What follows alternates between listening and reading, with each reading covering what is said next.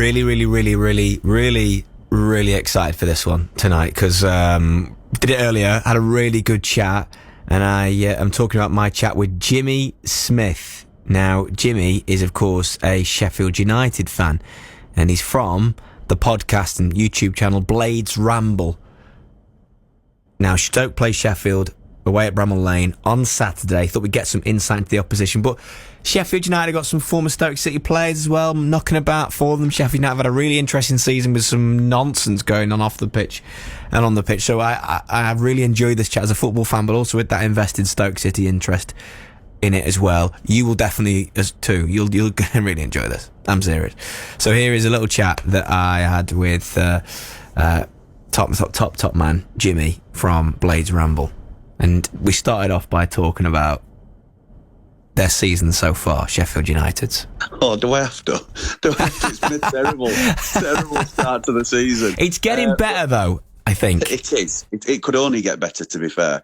So we started off, we made a huge change in the summer, which was our new owners decided that Chris Wilder wouldn't be the man to take us forward.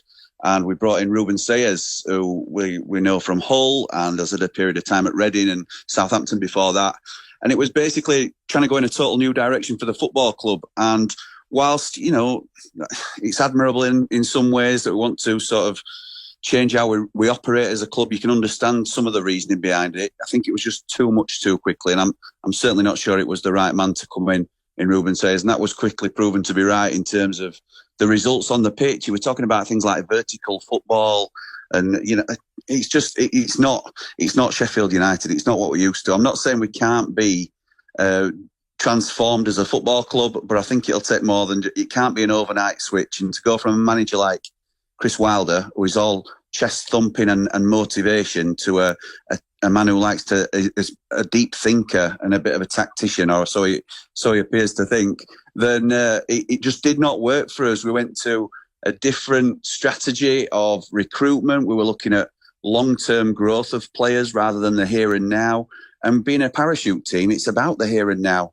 And Stoke themselves will completely understand how important it is to capitalise when you've got that money at your disposal. Because if not, then you soon become a team that cannot escape this championship. It is so tough and it's so tight that you need to... Anyway, the mistake has been rectified, and I think you can admire that to some degree, that it's holding their hands up and saying we got it wrong.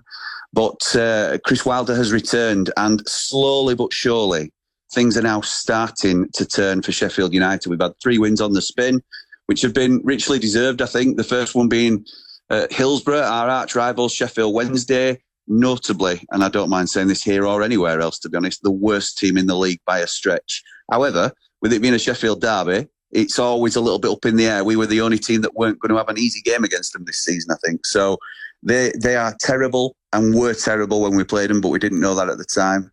Then we faced Portsmouth at home. They had a man sent off. So, yes, it's against 10 men, but you still have to go and beat what's in front of you. I think the real test for us was Leicester last weekend, where we rushed into a 2-goal lead. Tom Cannon scoring again, now starting to pick up his form, which I know Stoke fans will know all about. And then quickly got into a 3-0 lead, and it were a very nervy second half as Leicester threw the kitchen sink at us. But we managed to hold on 3-2, and I'm not sure we'd have done that under Ruben Sayers. So Chris Wilder has brought a little bit of belief back to Sheffield United. We know we've got the players.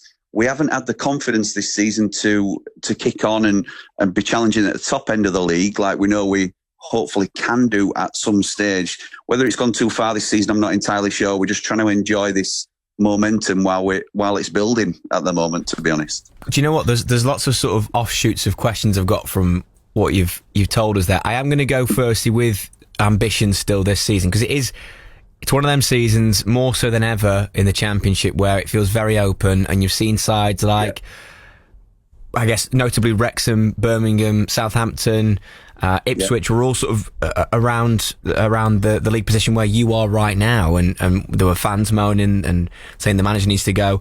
Some have changed, some haven't, and some have seen themselves go now within points of the playoffs, and then aspirations of even higher. Do you have the similar ambitions that a side like you, with the money you've spent, the players you brought in, that you can do that? Do you think you can be in the mix at some point this season? I think so. I think there's a long way to go in the Championship, and we all know that it's never a foregone conclusion. You have to turn up every game, and teams like that weren't expected to be as high as they are, and I'd include Stoke in that bracket, even though you've got a very good manager and a very good team now at this stage. But teams like Preston and Hull are higher than anybody would really have expected them to be. Even Millwall are up in, I think, third, something like that at the moment. So teams like Ipswich, Southampton, ourselves, even Leicester, like you've talked about, Wrexham, Birmingham, have taken a little while to get going. I'm not so sure that Wrexham and Birmingham will definitely be in the mix come the end of the season, but I'm not sure Sheffield United will be either, because we've got to do a lot of things right to climb that table. We've sort of written the first 14, 15 games off, unfortunately, because of the failed experiment that was Ruben Sayers, and it's taken a little bit longer for Chris Wilder to iron out and get us back on track, really. And they're not his players. He didn't have the transfer window. I think some of the signings in the summer were poor. I think you look at players like Louis Barry, who just hasn't worked out. He will go back in January. His loan will be cancelled.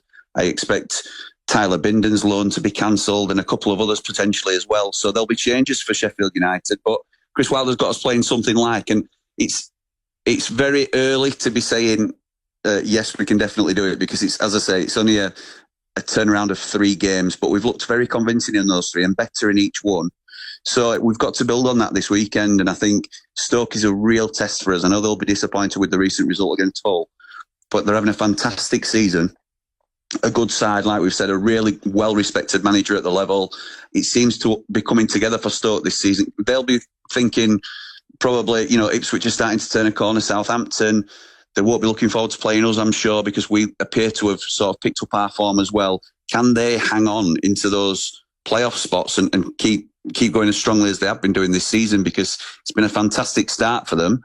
We're obviously looking to come and upset that at the weekend. So it's going to be a really interesting and probably the toughest test out of the 4 at the moment, due to the way that teams are playing. You'd think going to Leicester is the most difficult, but Stoke is a huge test for us at Bramall Lane at the weekend. So I'd be lying if I said I were looking forward to it, but I'm intrigued as to how the game's going to go, if I'm honest. Well, there's equal intrigue from Stoke's part, because form's not been great of late, but as you mentioned, the season's been really good. And then I'm thinking about the fact that you've got 2 former Stoke City players that are leading the line for you. Would you say they're your starting 2 right now, Campbell and Cannon? I wouldn't say that, and the reason I wouldn't say that is because it's all a little bit up in the air as to who's our starting 2. And I'm so glad to be saying 2, because at the beginning of the season, we've been playing with a 1, and it just was not working for us. We switched to a 2 up top, and it can be now anybody. We've recently brought in Patrick Bamford, who was obviously, we all know, from Leeds. And we thought it might take him a little while to get up to speed, but he's been involved and he's stayed fit through the summer, apparently. So he's already in contention for a starting spot. He started 1 game for us midweek against Portsmouth and scored. He's looked really good. And I think what Bamford's done is lifted the levels of the other players. So Tom Cannon has risen to the occasion. He's, after a really slow start in a Sheffield United shirt, he's started. He's got 2 goals in 3 now, and he's looked really lively in a pair rather than up there on his own. We've got Danny Ings, who's always sniffing around and can always sort of make an impact at first team level. Obviously, not quite the Danny Ings of old, but we're hoping to get some semblance of that in a Sheffield United shirt.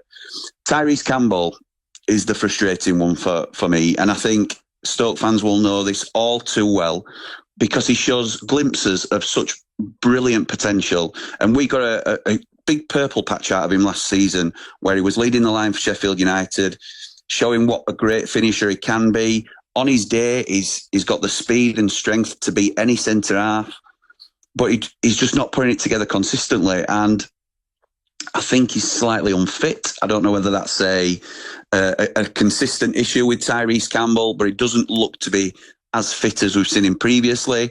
But again, the addition of Patrick Bamford seems to have upped his levels slightly, and I think that's partly Chris Wilder's thinking in terms of bringing in that competition to give both Campbell, Cannon and Ings a rocket, because Bamford will be stiff competition for them. So it could be any 2 of those 4, to be honest, would not surprise me to start. I'd expect, well, as I say, he's mixed it up all week. It was a 3-game week, so I couldn't tell you what his preferred starting 2 is. It wouldn't surprise me to see Bamford and Campbell. Wouldn't surprise me to see Bamford and Cannon, or Cannon and Campbell up front together on Saturday. And that's what you want, isn't it? You want that sort of competition where it's not difficult to. It's not easy to predict the side. That is proper competition. I'm going to ask you a bit of a follow up, and it's sort of similar to what you mentioned earlier about some players leaving in January.